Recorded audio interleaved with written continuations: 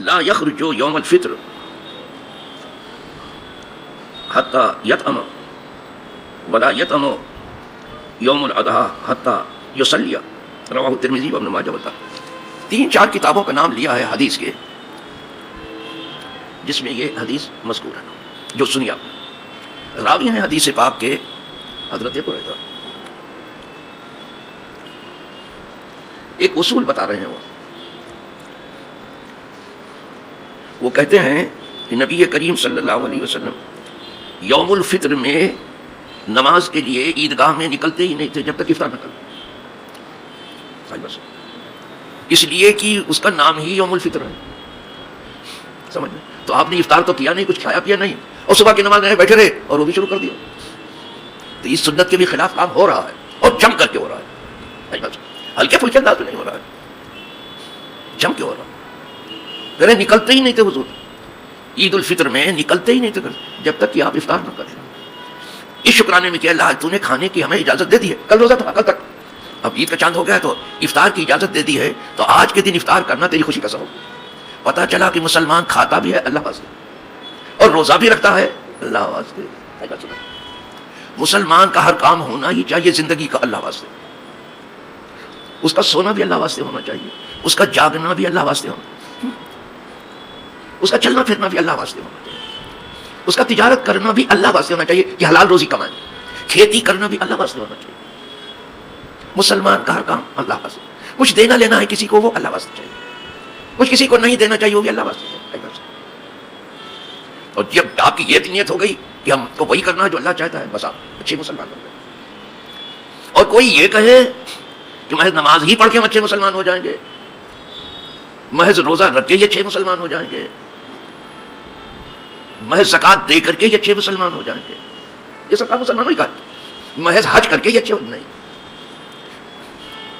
مسلمان کی زندگی کا جتنا کام ہے سب اللہ واسطے ہونا چاہیے. اس کا جینا بھی اللہ واسطے ہے، نماز تو اللہ واسطے ہے، روزہ تو اللہ واسطے ہے، زکوٰۃ اللہ واسطے ہے، حج اللہ واسطے. مسلمان کا جینا بھی اللہ واسطے ہے، مسلمان کا مرنا بھی اللہ واسطے ہے.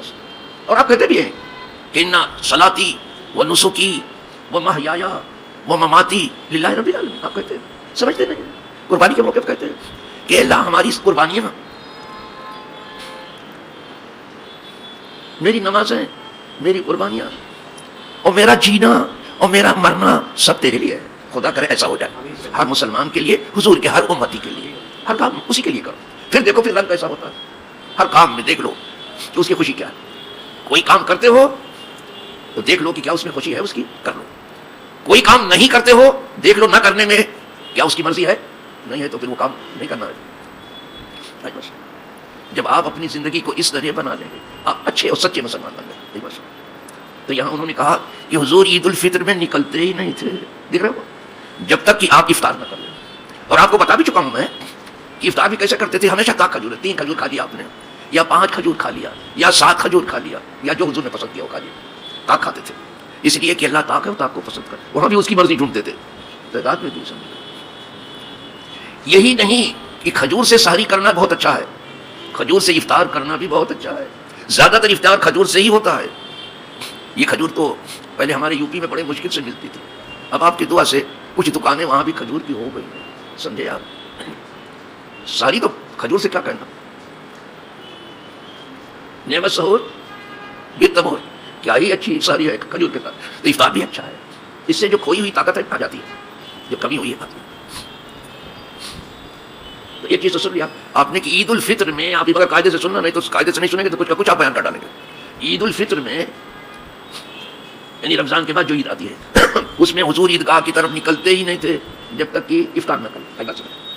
ایک بات ہو گئی. دوسری سن لیجیے صاحب، ولا یطعم یوم الاضحیٰ حتی یصلی.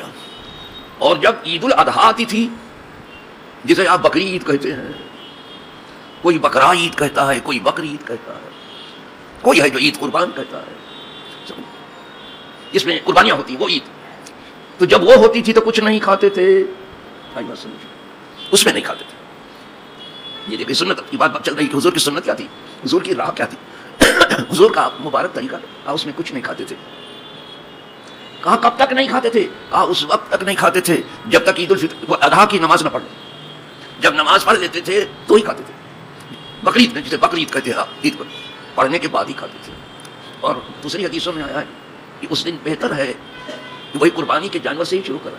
جیسے نماز ہو جاتی قربانی پٹاپٹ ہونے کی لگتی ہے تو اسی جانور سے لیں. اس دن جو ہے فرض نماز کے بعد کوئی چیز قربانی سے زیادہ اچھی نہیں ہے. کوئی چیز کوئی نیکی کرنے جاؤ اس دن قربانی سے اچھی کوئی نیکی آئی نہیں. تو جو سب سے اچھی نیکی قربانی ہے تو قربانی سے شروع کر دو.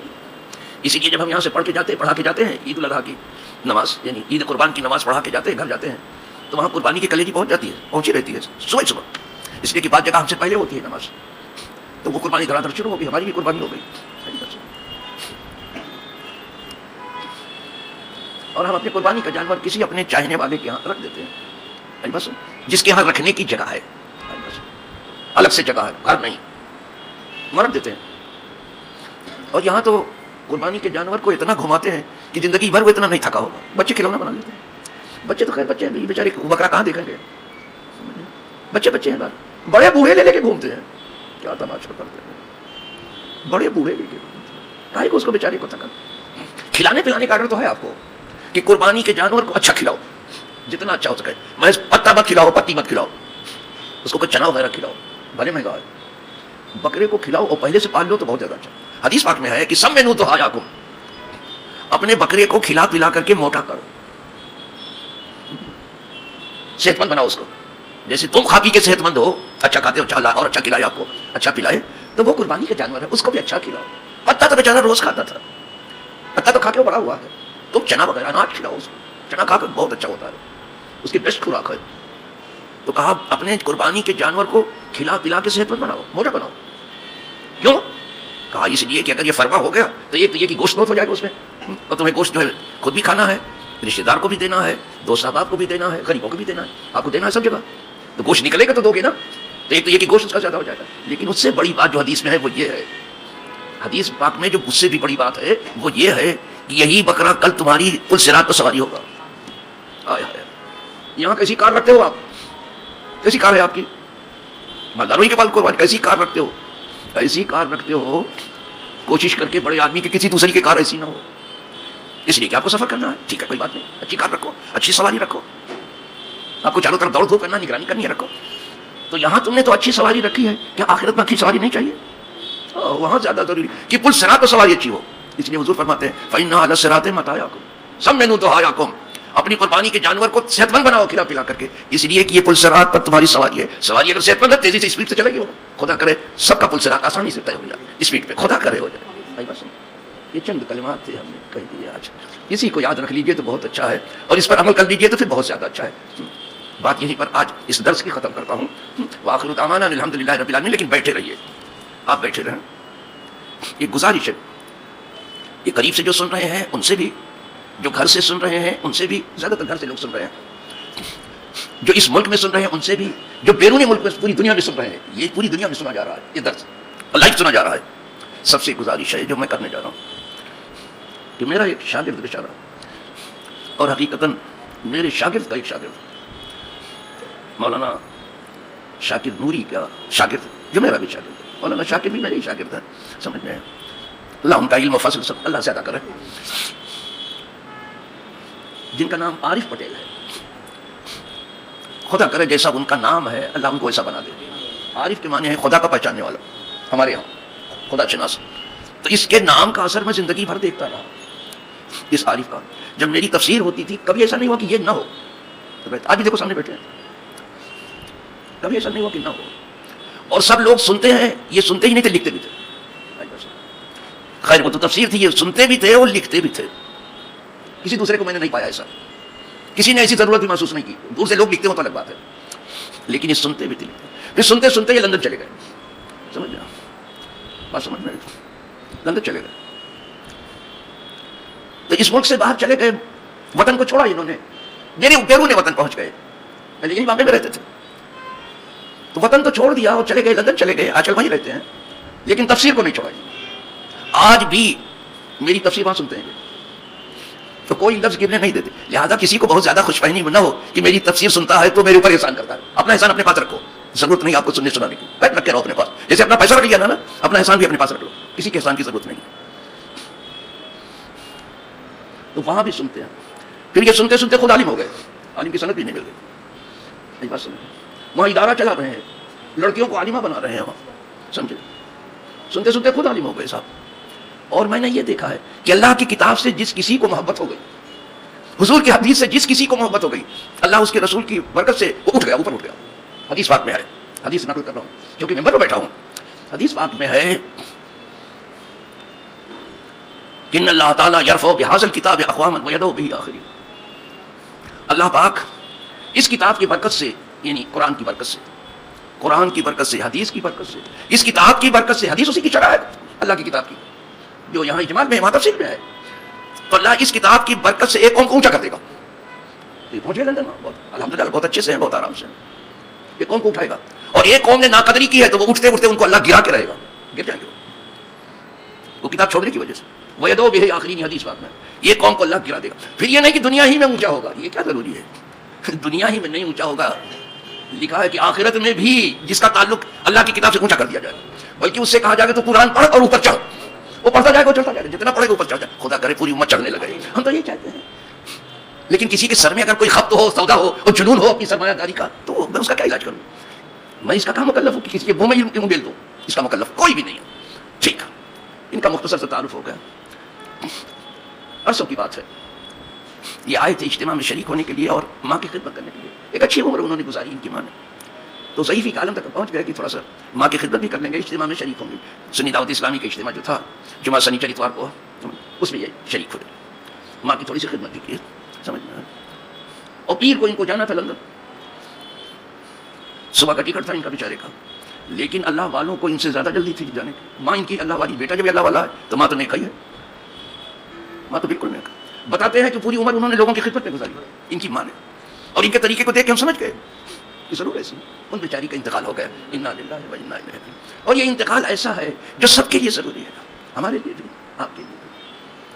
کوئی بھی جان اس انتقال سے بچے گی نہیں، منتقل ہونا ہے اسے آخرت. موت ہی ایک پل ہے جس سے ہو کر کے لوگ آخرت میں پہنچتے ہیں. ان کا انتقال ہو گیا.